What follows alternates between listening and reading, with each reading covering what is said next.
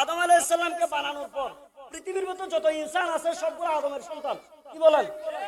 বাংলাদেশে যতগুলা লা ইলাহা ইল্লাল্লাহ মুহাম্মাদুর রাসূলুল্লাহ কালিমা পড়েন সবাই মুসলমান। আমরা আল্লাহর বান্দা। কি বলেন? নবীর উম্মত। এখানে কোনো ইখতিলাফাত নাই। নামাজ রোজা নিয়ে হজ যাকাত নিয়ে কারো কোনো ইখতিলাফাত নাই, সবাই মুসলমান। বাংলাদেশের এই ভ্রাতৃত্বকে আল্লাহ কিয়ামত পর্যন্ত আবাদ রাখুন, আমিন বলেন। তবে যারা বাইতুল মুকাররমে হামলা করছে তারা মুসলমান কিনা আমি জানি না। কেন? দাড়িওয়ালা টুপিওয়ালা আমাদের মতো মুসলমান ভাইরা মন্দির পাহারা দিচ্ছে যাতে দেশে বিশৃঙ্খলা না হয়। আমার মনে হয় না একজন মুসলমান আরেকজন মুসলমানের উপর হামলা করতে পারে। এটা নিশ্চয়ই ইসলাম বিরোধী কারো কাজ করতে পারে। কারণ ইসলামের পক্ষ হয়ে আমাদের ভাইয়েরা, আল্লাহর বান্দারা, বিভিন্ন ধর্মের অনুসারী যারা রয়েছে, যাতে ইসলামের সাথে কোনো সাংঘর্ষিক না হয় সেটা হেফাজতের দায়িত্ব পালন করতেছে।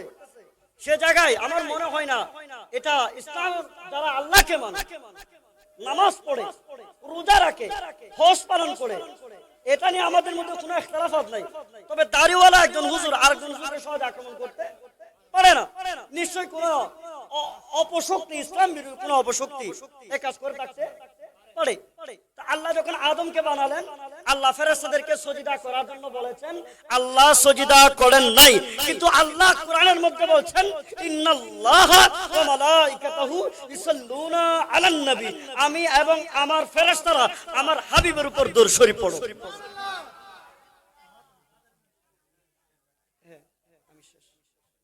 তাহলে আদম আলাইহিস সালামকে আল্লাহ সুজদা করেন নাই, সুজদা করার জন্য বলেছেন। আল্লাহ আমার নবীর ব্যাপারে বলেছেন, আমিও দরুদ শরীফ পড়ি, আই ফেরেশতারা তোমরাও আমার নবীর দরুদ শরীফ পড়ো। সুবহানাল্লাহ। ইয়া আইয়ুহাল্লাযীনা আমানু, নবী আসার আগে আমাদের কোনো পরিচয়, আমরা এতিম ছিলাম, মিসকিন ছিলাম, আমাদেরকে কে চিনতো না? কুরআন আগে নাকি নবী আগে? কথা বলেন, কুরআন আগে নাকি নবী আগে?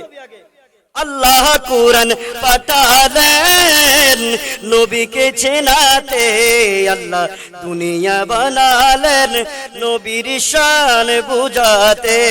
আল্লাহ কুরআন পাঠালেন নবীকে চেনাতে, আল্লাহ দুনিয়া বানালেন নবীর শান বুঝাতে। সালাতুন ইয়া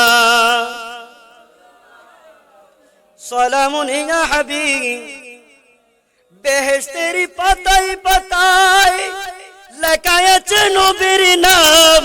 সুবহানাল্লাহ বলেন।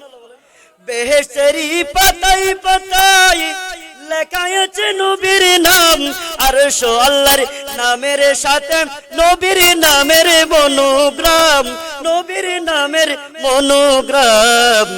আল্লাহ বেহেশত বানালেন নবীকে চেনাতে, আল্লাহ দুনিয়া বানালেন নবীর শান বুঝাতে।